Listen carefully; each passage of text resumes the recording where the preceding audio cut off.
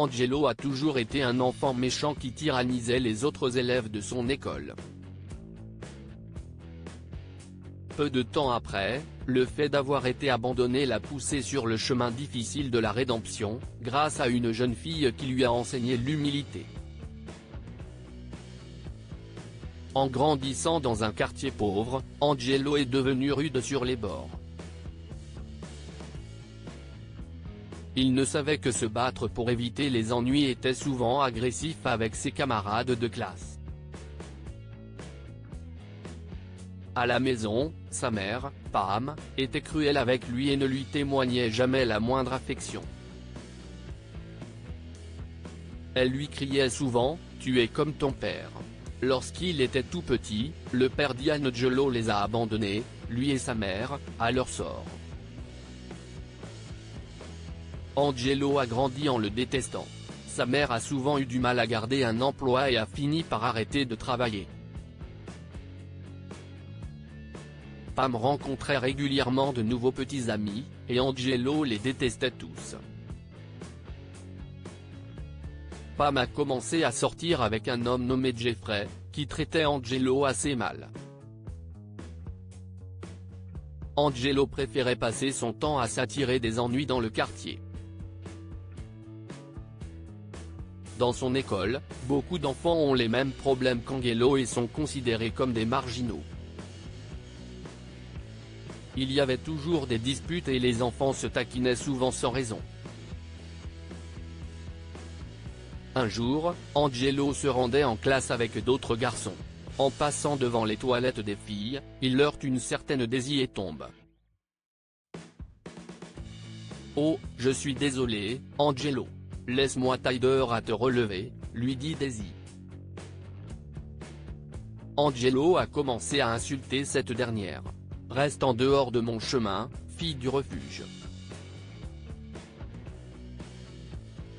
Pourquoi tu ne te trouves pas une vraie maison ?» Angelo lui a crié dessus. Son ami a rigolé et ils se sont tous éloignés de la jeune fille qui est restée embarrassée. Daisy était une petite fille douce et tranquille qui avait été abandonnée par son père l'année précédente. Elle vivait dans un refuge situé en amont de la rue, parce qu'elle n'avait pas d'autre famille. La plupart des enfants de l'école l'avaient vue marcher du refuge à l'école. Malgré ses difficultés, elle était toujours gentille et ses professeurs faisaient tout ce qu'ils pouvaient pour l'aider. Une semaine plus tard, Angelo rentra de l'école et posa son sac. Il entend Jeffrey l'appeler depuis la cuisine et, à contre-cœur, va lui parler. Il trouve Pam et Jeffrey qui l'attendent tous les deux et remarque qu'elle a préparé un sac. « Écoute, Angelo. Je ne peux plus me permettre de vivre ici, alors je vais aller vivre avec Jeffrey. Je me suis arrangé pour que la ville te paie l'école à partir de maintenant », lui dit Pam. « Mais je ne veux pas vivre avec Jeffrey. Il n'y a pas un endroit où je pourrais aller ?» plaida Angelo. Pam regarda le sol et soupira. « Écoute, petit, il n'y a pas de place chez moi de toute façon. Tu vas devoir aller vivre au refuge. Je n'ai pas les moyens de te prendre en charge », dit Jeffrey d'un ton sévère. Angelo ne revenait pas. Il emballa ses vêtements tout en essuyant les larmes de son visage. Pour la deuxième fois, il était abandonné, d'abord par son père et maintenant par sa mère. Lorsqu'il a été déposé au refuge, il a vu un visage familier. Daisy était là, confuse. Angelo était anxieux et effrayé. Il ne s'était jamais retrouvé seul dans une telle situation. À sa grande surprise, Daisy lui a proposé son aide. Elle lui dit de suivre son exemple. Angelo était nerveux et avait du mal à aborder les gens. « Je ne sais pas comment être poli », a-t-il avoué à Daisy. Il expliqua que personne ne l'avait traité avec gentillesse ou ne lui avait appris à être aimable avec les autres.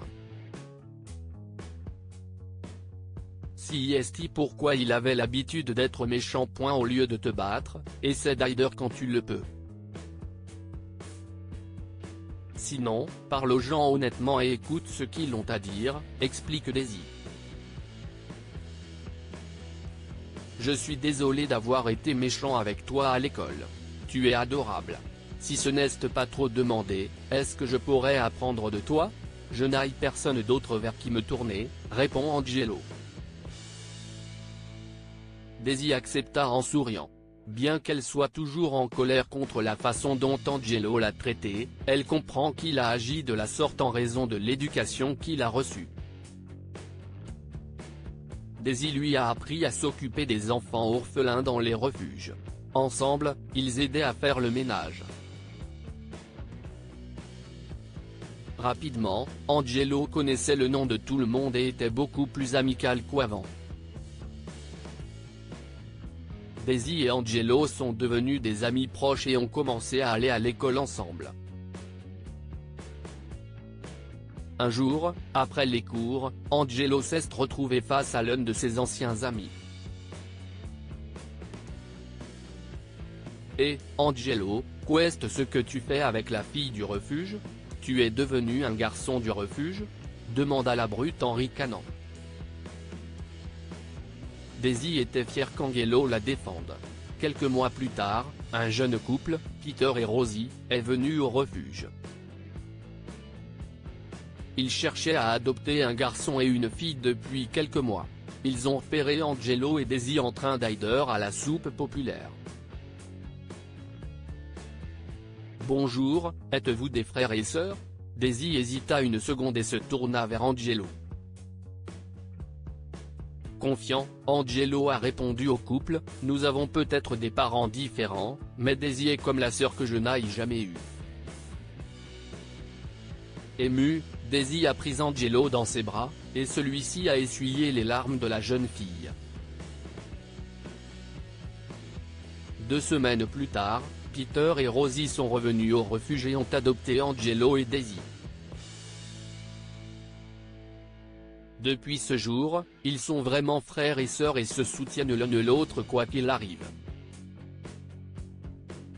Leurs parents adoptifs ont été extrêmement gentils et ont fait en sorte de leur donner une vie que leurs parents biologiques n'avaient pas pu leur offrir. Plus tard, Angelo et Daisy se sont aidés mutuellement à retrouver leurs parents biologiques afin de leur pardonner de les avoir abandonnés à un si jeune âge. Que pouvons-nous apprendre de cette histoire? On récolte ce que l'on sème. Angelo a malmené Daisy à cause de sa situation, sans savoir qu'il pouvait se retrouver dans la même situation. Agir avec amour. Malgré ses brimades passées, Daisy a choisi d'aider Angelo lorsqu'il était dans le besoin, et tous deux ont développé un lien plus profond grâce à cela. Partagez cette histoire avec vos amis. Elle pourrait égayer leur journée et les inspirer. Lire aussi, un enseignant à la retraite fait du bénévolat dans un foyer et un jour, il y rencontre la copie conforme de sa petite fille.